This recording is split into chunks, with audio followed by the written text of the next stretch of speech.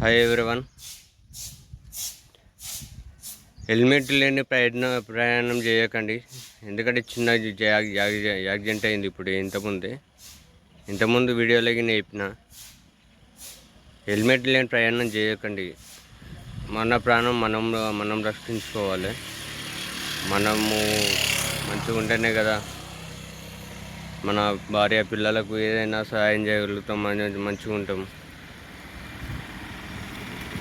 అలాంటి ప్రయాణం చేయకండి. ఓకేనా ఫ్రెండ్స్, బాయ్.